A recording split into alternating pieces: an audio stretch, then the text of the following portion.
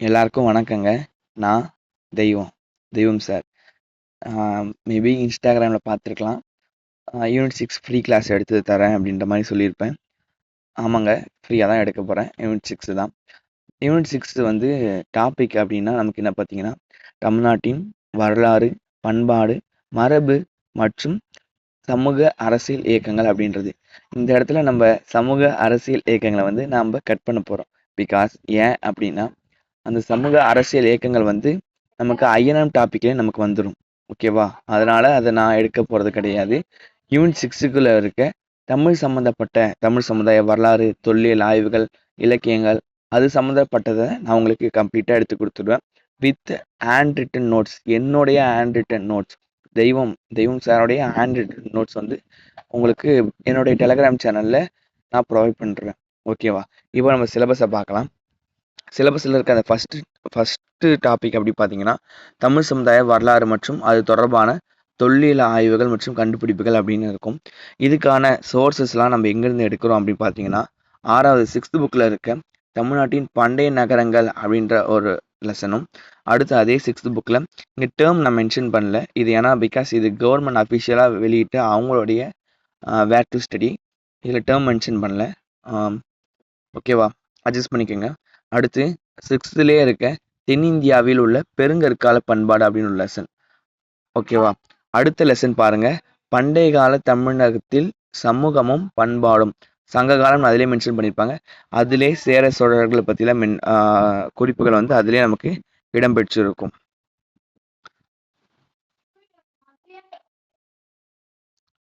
அடுத்து 7வது புத்தகத்தில் பாருங்க, தமிழ்நாட்டின் கலையும் கட்டிடக்கலையும்னு இருக்கும். இந்த லெசனில் வந்து தமிழ்நாட்டோட கட்டிடக்கலைகள், அப்புறம் அந்த டான்ஸஸ், பரதநாட்டியம், அப்புறம் வேற என்னென்ன கலைகள் இருக்குது அந்த மாதிரி கலைகளை பற்றி கொடுத்துருப்பாங்க. இது அடுத்தது வந்து 8th புக்கில் பார்க்கும்போது கிராம சமூகமும் வாழ்க்கை முறையும் அப்படின்ற லெசன் கொடுத்துருப்பாங்க. அதில் மக்கள்லாம் எப்படி வாழ்ந்தாங்க அந்த அந்த ஹிஸ்ட்ரிஸ் பற்றி கொடுத்துருப்பாங்க. ஓகேவா? அடுத்து நம்ம பார்க்கும்போது 9th புக்கில் பார்க்கும்போது தொடக்க கால தமிழ் சமூகமும் பண்பாடும் அப்படின்ற லெசன் இருக்கும். இது வந்து இதெல்லாமே நான் தமிழ் மீடியத்துக்கு தான் சொல்லிட்டு இருக்கேன். இங்கிலீஷ் மீடியம் சேமாக தான் இருக்கும். ஆனால் நான் டீச் பண்ண போகிறது நான் தமிழில் தான் நடத்த போகிறேன். நீங்கள் கொஞ்சம் அட்ஜஸ்ட் பண்ணிக்கோங்க. ஓகேவா? அடுத்து வந்து 11th எத்திக்ஸ் புக் அப்படின்னா, எத்திக்ஸ்னா இங்கிலீஷில் எத்திக்ஸ்னு சொல்லுவாங்க. தமிழில் வந்து அறவியலும் பண்பாடும் அப்படின்ற லெசன் இருக்கும். அந்த லெசனில் தமிழகம் ஒரு பண்பாடு அறிமுகம் அப்படின்ற லெசன் இருக்கும்.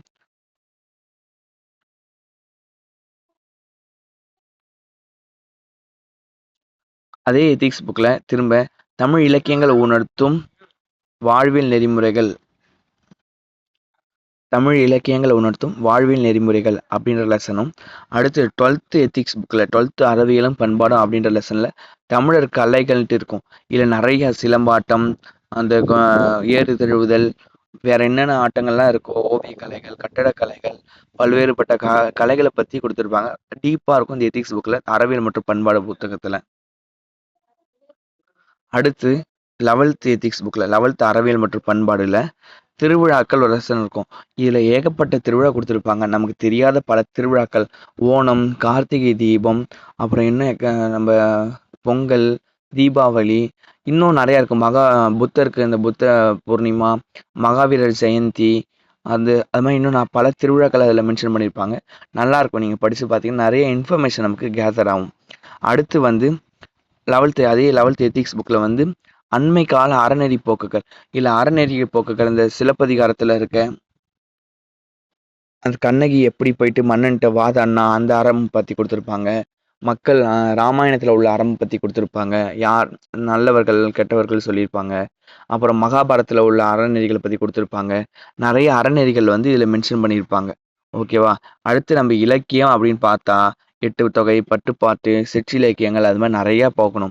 அதுக்கு நான் நடத்த போகிறது உங்களுக்கு எட்டு தொகையை நடத்தி கொடுத்துருவேன், 10 பாட்டு நடத்தி கொடுத்துருவேன், சிற்றிலக்கியங்களும் நடத்தி கொடுத்துருவேன் நான்.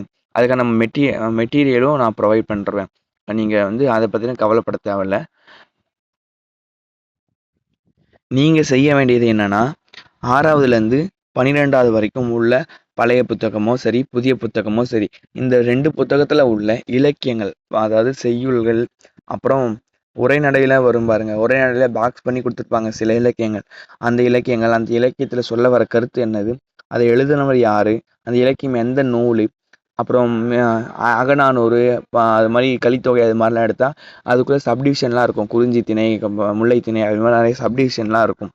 அந்த சப்டிவிஷனுக்கு ஏற்ற மாதிரி வந்து நீங்கள் அந்த அந்த பாக்ஸ் கண்டென்ட்டில் உள்ள பாடலை வந்து நீங்கள் மனப்பாடம் பண்ண வேண்டியது. மனப்பாடம் தான் பண்ணி ஆகணும். ஏன்னா எத்தனை தான் நம்ம புரிஞ்சுக்கிறது, அது அது வந்து சரிப்பட்டு வராது. அது நீங்கள் மனப்பாடம் தான் பண்ணணும். அதை நீங்கள் படிச்சிடணும்.